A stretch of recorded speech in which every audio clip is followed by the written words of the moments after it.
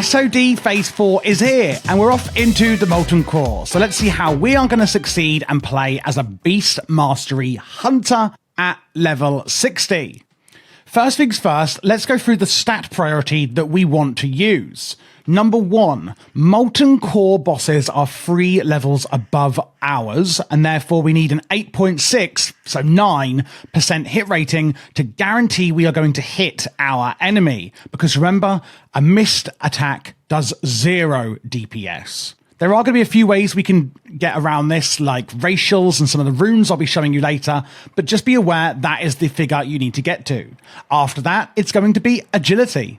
1 agility will give us 2 ranged attack power, 1 melee attack power, and a small increase to our critical strike, making this a fantastic stat for us as Beast Mastery Hunters. It also gives us a little bit of armor and also dodge chance, so it really is a fully rounded out stat for us.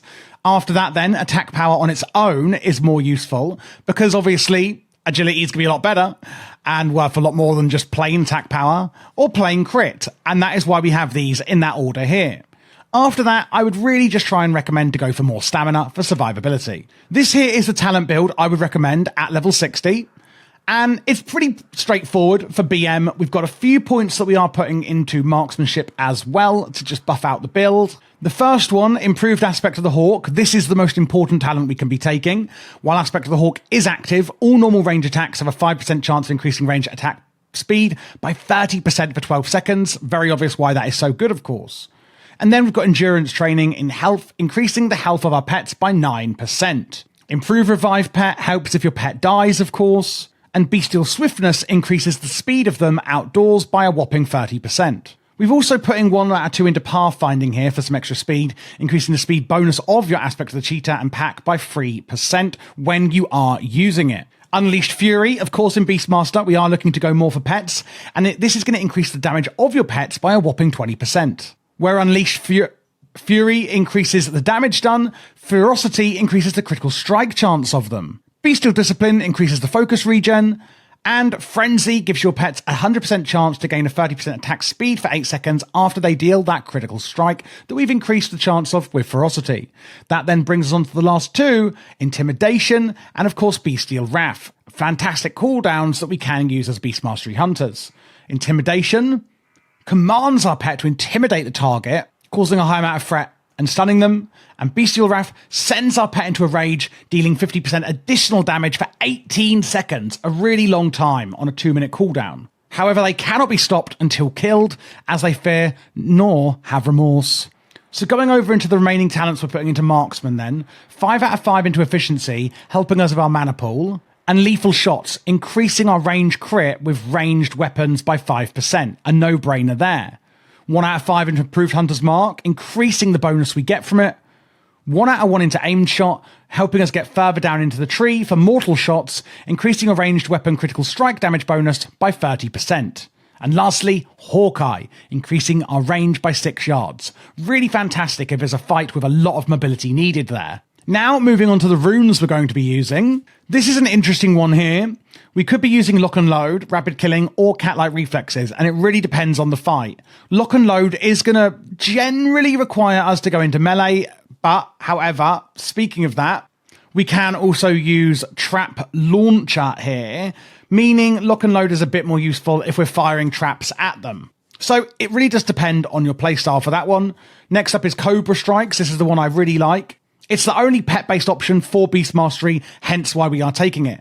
Your critical hits with shot and strike abilities with Mongoose Bite cause your pet's next 2 special attacks to critically hit. And remember, on the talents we've chosen, we want to get those crits out for our pet. On the wrist, it's going to be Focused Fire, consuming all applications of Frenzy from your pet, increasing your range attack speed by 3%, and granting full focus to your pet for each application of Frenzy that is consumed. Your pet gains Frenzy each time it uses a basic attack, increasing its melee attack speed by 6% for 10 seconds, up to 5 times stacking. A real no-brainer on really enhancing our pets with that one. Beast Mastery is going to be the one for here. This literally is increasing the pet's damage and health and focus regeneration, another no-brainer. We're going for Steady Shot next, and this basically is an extra attack that we can slot into the rotation where possible. We're going for either sniper training or flanking strike on the leg slot, and this does depend if you want to melee weave or not. I will explain this more in the rotation. If you don't want to do any melee weaving, go for sniper training. Your shot abilities gain 2% increased critical strike chance while you have not moved for the last 2 seconds, stacking every second up to 5 times. It does need you to be quite still.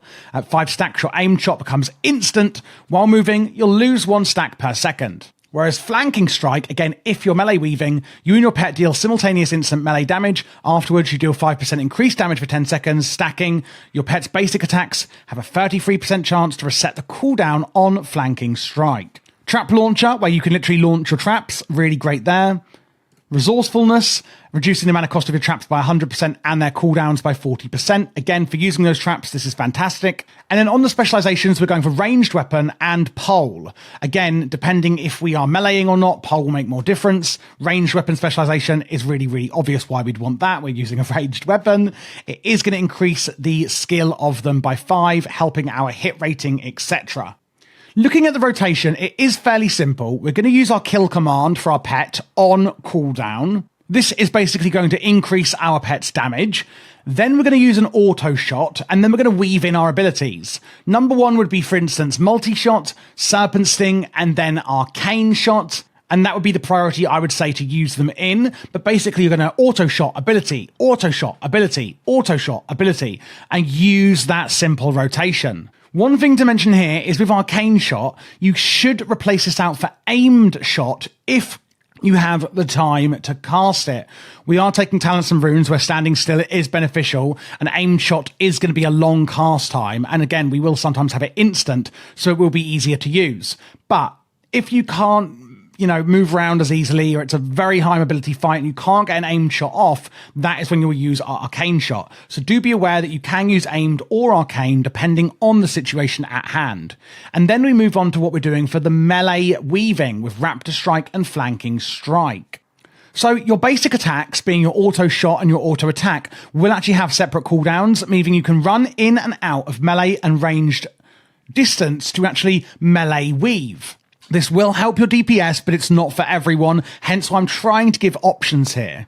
You want to be at the minimum range distance when you're actually using this so that you can run in as quickly as possible. You don't want to be miles away, which is 8 yards, where you would basically run in, use your raptor strike, use your flanking strike on cooldown as you can, then run back out when your auto shot is on cooldown to then do your ranged abilities. It can be difficult to master, but is worth it if it is something you would like to do. It is also going to depend on the boss's hitboxes. Remember, 8 yards is the minimum we can do range attacks from, but you may only have to run in 3 yards to do melee attacks, maybe 5. Again, depends on the hitboxes. You want to be at the minimum ranged distance so that you have a shorter distance to go. One way you could see doing this in a more simple manner is using your, again, kill command on cooldown and then doing auto shot, ranged ability, auto shot, running in and melee, auto shot, ranged ability, auto shot, run in and do melee. You can kind of see it rotating like that. But again, it's not the simplest thing to do. You don't have to do it if you're not in max out. It really is up to you. And I want to give options for everyone here. With that being said, this is the primary rotation you will be following.